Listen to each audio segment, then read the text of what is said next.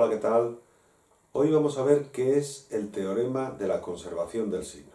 Este teorema nos dice que si una función es continua en un punto A, de tal manera que f de A no sea igual a 0, existe un entorno de ese punto en el cual la función va a tener el mismo signo que f de A. Bueno, pues vamos a ver cómo podríamos esto. Decimos que f de x es continua en el punto A, de tal manera que f de A no sea 0.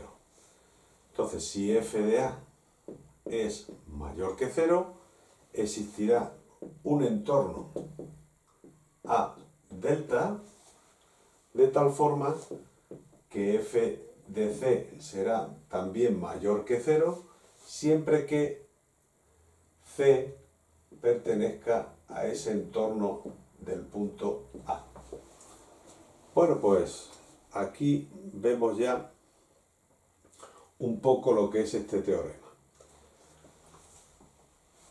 Bueno, pues decimos, si f es continua en A, existirá también el límite, cuando x tiende a, de f de x. Y se cumplirá que el límite de f de x cuando x tiende a va a ser igual a f de a. Bueno, pues por esto podemos decir que para todo epsilon mayor que 0 existirá un delta mayor que 0, de tal forma que x menos a será menor que delta y por tanto f de x menos f de a será menor que epsilon. Bueno, pues ahí de la definición de límites sacaríamos eso. El entorno que nosotros tenemos que hacer, pues no nos dice la magnitud, cuanto más pequeño mejor. Entonces el epsilon que nosotros tenemos que coger, lo podemos coger como queramos. Si yo cojo un epsilon que sea f de a partido por 2, por ejemplo, podría coger otro, pues entonces seguirá existiendo esto. Existirá un delta mayor que 0, tal que x menos a sea menor que delta y que f de x menos f de a, su valor absoluto, sea menor que f de a partido por 2. Como aquí tenemos valor absoluto, esto se puede poner de la siguiente manera. Podemos poner menos f de a partido por 2, tiene que ser menor que f de x menos f de a menor que f de a partido por 2. Y si quiero dejar solo f de x y saco f de a, me quedaría f de a menos f de a partido por 2 menor que f de x menor que f de a partido por 2 más f de a. ¿Qué nos queda aquí? Pues nos quedaría 2f de a menos f de a partido por 2 menor que f de x menor que f de a más 2f de a partido por 2. Y al final nos quedaría f de a partido por 2 menor que f de x menor que 3f de a partido por 2.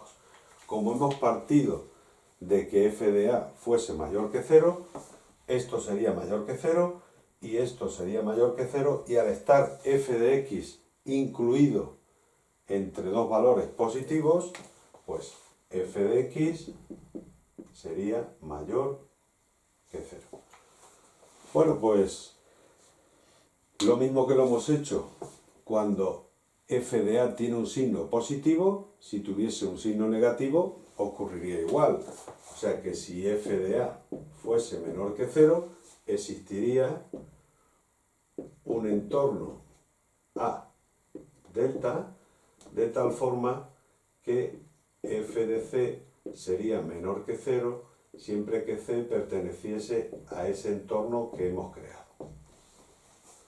Y se demostraría igual, pero bueno, habiendo demostrado ya una, ya no haría falta hacer la otra. Gráficamente lo podríamos ver también aquí. Si yo tengo aquí el punto A, bueno, pues el punto A, aquí tendríamos f de A.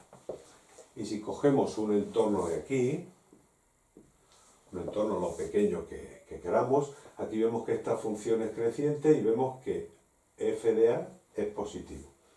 Bueno, pues según vemos aquí tendríamos un entorno más delta y menos delta, pues aquí nos crearía un entorno menos epsilon y más epsilon. Si ahora yo cojo un punto C de aquí, dentro de ese intervalo, como hemos dicho, pues veremos que ese punto, al estar incluido dentro de ese intervalo, también f de c también tendría el mismo signo. Bueno, pues este es el teorema de conservación del signo, que es muy evidente si lo vemos gráficamente, y bueno, pues lo utilizaremos en algún ejercicio próximamente. Así que nada más, un saludo a todos.